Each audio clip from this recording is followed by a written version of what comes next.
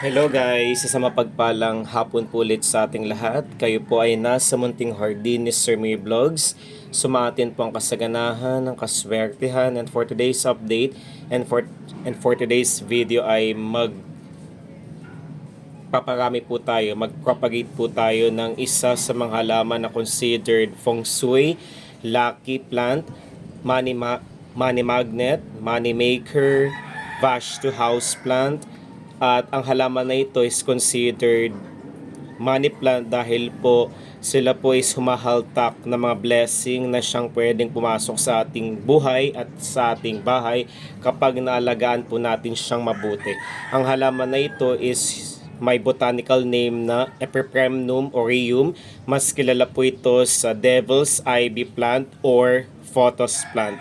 So nakalimutan ko po siyang ililim kung kaya naman po nagkaroon na po siya ng naging slow grower po to. Kumbaga po, nakalimutan ko po siyang diligan. So, ang gagawin ko po, since meron na po siyang mga unhealthy parts, I decided na meron pang natirang isang portion dito.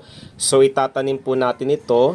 Ililipat po natin siya sa isang container na kulay puti dahil ang kulay puti po ay perfect match po ang ganitong golden photos sa mismong container na paglalagyan po natin ng ating halaman. So ito po yung ating unang gagawin. Ikakat po natin siya dito sa mismong ibabang portion. Dahan-dahan po natin siya ikat. Ito na po siya. So ililipat po natin to sa container na kulay puti po. Itabi po natin siya dito muna. Then, kunin po natin yung ating container. Ito po. Lagyan po natin siya ng lupa. Ang soil po na gagamitin ko dito is napakaganda po. So, ipapakita ko po. Ayan siya. Soil po. Loam soil na meron po siyang mga pinag-ugatan po ng dahon. Kinat ko lamang po yun. Meron din po siyang ipa. Yung carbonized rice hull. At meron din po siyang pumice po.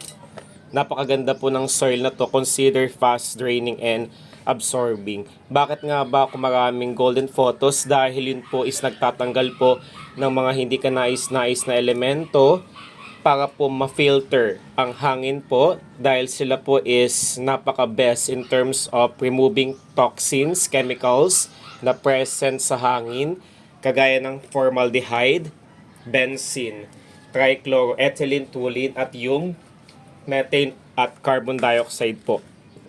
Carbon monoxide. Lagyan po natin ito, kakalatiin po natin ito. Ayan.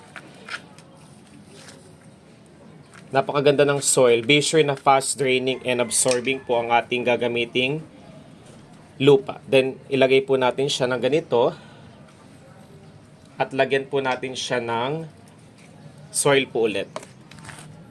Napakagandang ilagay. Isa po ang halaman na ito sa pinaka-best when it comes to air filtration, air purification. Lucky charm din po ang halaman na ito.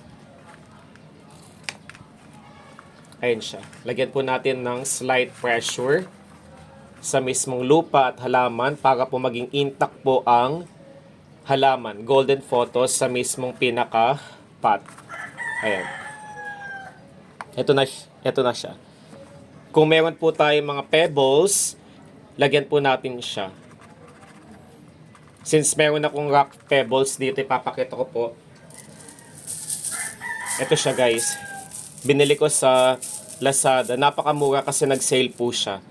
So ang gagawin po natin is lalagyan po natin siya ng rocks or pebbles sa mismong ibabaw.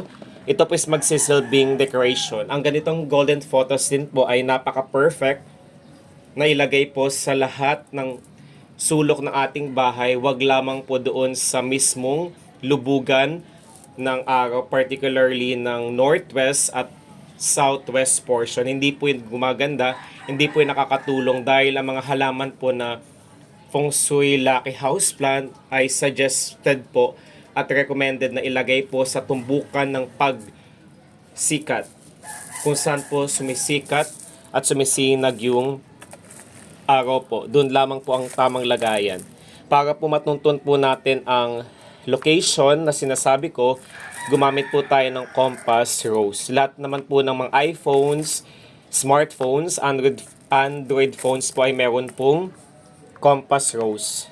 Para po malocate po natin ang pinaka-best na location para sa ating golden photos plant. Napakaganda guys. Papakita ko po later. Yan. So ilalagay ko to sa aking study table. Ayan siya. Sa pinakagilid.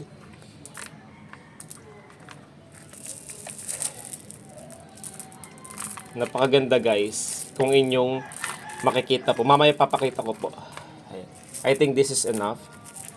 So ayan na guys. Napakaganda po ng ating pinaka halaman na ito. So i-focus po natin. Ito na siya. Ayan siya guys. Kitang-kita nyo po, di ba, napakaganda ng ating halaman. So nilipat ko siya dahil natuyo na po ang pinaka mother plant na dito. So ilalagay ko to sa aking study table para po magsilbing aid of inspiration and motivation. So since ang photos po is madaling alagaan, drought tolerant, hindi niya po kailangan dilagan everyday. Kumbaga ang pagdidilig po dito is done every 5 to 7 days. So napakaganda. Ikot po natin, 'di ba? Perfect na perfect po, ilagay din po siya sa dining table para po ito po ang humaltak ng biyaya ng pagpapala sa pagkain sa ating workplace, para po yun po makapagbigay sa atin ng source of happiness.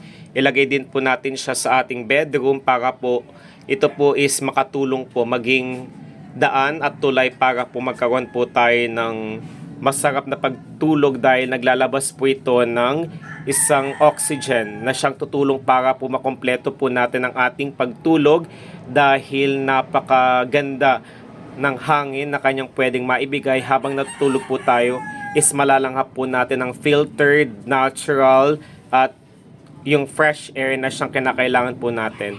So ikot po natin. Di ba napakaganda ng mga pebbles? Yan siya. So didiligan ko siya mamaya. Ang ipang didilig ko dito is yung alkaline water. Napakaganda po. I-focus po natin. Di ba napakaganda ng kanyang appearance. Short update lamang po ito guys. Wag na wag po kayo magpapawala dahil considered po siya as money maker, money magnet. Ang mga matutumal na blessing kapag na-balance na po ang both energies na maganda at hindi maganda, nagkaroon na po ng equilibrium ang ating bahay, doon na po mararamdaman na po natin na unti-unting pumapasok ang maswerte, magiging maaluwan ang daloy ng energy sa kaperahan, kasaganahan, abundance at yung prosperity. Yun lamang po guys. Maraming salamat sa walang sawang pagmamahal at suporta kay Sir May Vlogs. Ingat po tayong lahat. Paalam po guys. Hanggang sa muli po.